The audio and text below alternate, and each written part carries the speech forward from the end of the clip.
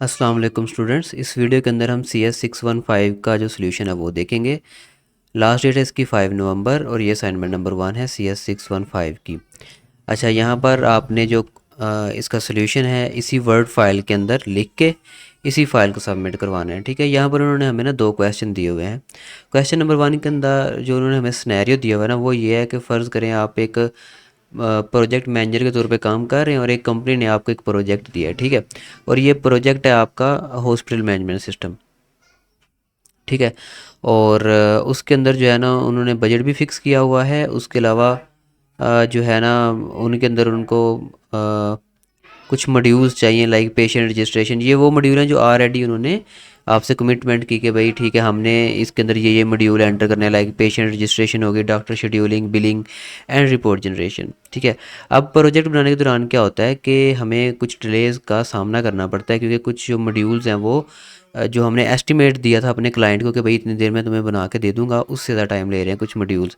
उसके बाद जो दूसरी रीज़न है जिसकी वजह से हमारा प्रोजेक्ट लेट हो रहा है वो ये कि कुछ और जो है ना वो एडिशनल फ़ीचर दे दिए उन्होंने हमें बनाने के लिए।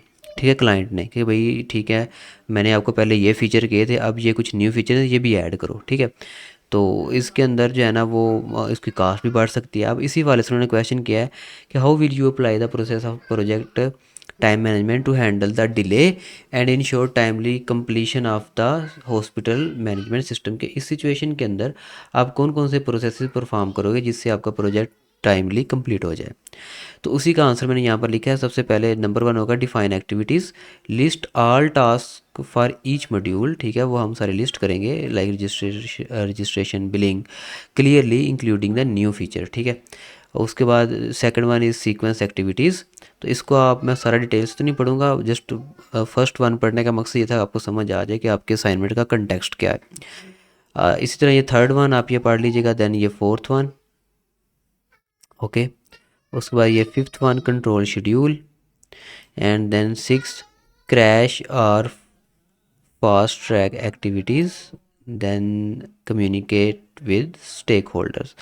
तो ये 7 स्टेप हैं। ठीक है, नेक्स्ट जो स्नैरियो वो ये है कि आप एक प्रोजेक्ट मैनेजर हैं in a software company that develops customize application for various clients. ठीक है, अब इसके अंदर क्या है, your organisation change is policy to strictly follow international software quality standard. ठीक है, अब जब एक कंपनी जो इंटरनेशनल सॉफ्टवेयर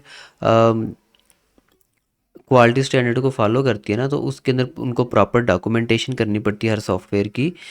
तो और भी इसके अंदर काफ़ी रिस्पॉन्सिबिलिटी आ जाती है जब आप इस स्टैंडर्ड को फॉलो करते हो ना, ISO 9001 को। तो बहुत सारी एक्स्ट्रा जो है ना रिस्पॉन्सिबिलिटीज़ आ जाती हैं। लेकिन वो क्या कह रहे हैं कि कम जो क्लाइंट है उसको जो है वो प्रोजेक्ट उसका जो है ना उसकी डिलीवरी फास्ट चाहिए। यानी कि वो चाहता है कि डॉक्यूमेंटेशन वगैरह इन चीज़ों के ऊपर स्टैंडर्ड्स को स्टैंडर्ड और जो प्रोसीजर होते हैं उनको फॉलो करने पे जो है ना वो टाइम ज़ाया ना हो। ठीक है, उसके अलावा कुछ टीम मेंबर हैं वो भी फ्रस्ट्रेटेड हैं इस वजह से कि भाई ये हमें जो है ना अब प्रोसीजर्स जो है ना कुछ न्यू फॉलो करने पड़ेंगे और स्टैंडर्ड जो है ना इनको फॉलो करना पड़ेगा। तो इसको देखते हुए उन्होंने क्वेश्चन किया, how can organisational issues such as new policies and adherence to standard affect your software project and your role as a project manager. कि ये जो है नंबर 1 न्यू पॉलिसीज़, ठीक है, नंबर 2 कि आपने स्टैंडर्ड को फुलफ़िल करना है, ये किस तरह से आपके सॉफ्टवेयर प्रोजेक्ट और आपका जो प्रोजेक्ट मैनेजर का रोल है उसको अफेक्ट करती हैं। तो यहाँ पर जितनी भी तरह से ये इफेक्ट करती है मैंने सारे तरीके लिख दिए हैं। ठीक है, organisation issues like new quality policies can effect the project in the following ways. Number 1 increase workload, इससे वर्कलोड इंक्रीज हो जाता है। बाकी इसकी जो नीचे मैंने थोड़ी सी एक्सप्लेनेशन लिखी है वही पढ़ लीजिएगा। सेकंड मैंने जो यहाँ पर लिखा हुआ है, टीम फ्रस्ट्रेशन, डेवलप में फील ओवर बर्डनड और demotivated due to extra process steps. ठीक है, अब third one is client conflict, कि क्लाइंट मतलब चाह रहा है कि मुझे प्रोडक्ट जल्दी चाहिए, आप कह रहे हो कि नहीं जी हमने ज़रा स्टैंडर्ड को फॉलो करना है, तो ये ज़रा कन्फ्लिक्ट बन जाता है। और number 4 is role as project manager, इसके ऊपर क्या प्रोसेस मतलब इसका क्या इफेक्ट पड़ेगा। I must balance quality compliance with client need, I shall need to motivate the team. ठीक है, हम टीम को मोटिवेट करेंगे।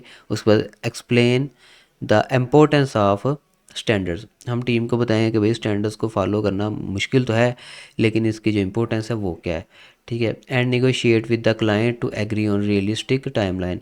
और क्लाइंट से हम जो है नेगोशिएट करेंगे कि भाई ठीक है, मैंने आपको 4 दिन का टाइम दिया था या 5 दिन का टाइम दिया था, लेकिन अब जो है ना वो रियलिटी ये है कि आपको अभी 10 दिन लग जाएंगे, ठीक है। उससे निगोशिएट करना पड़ेगा।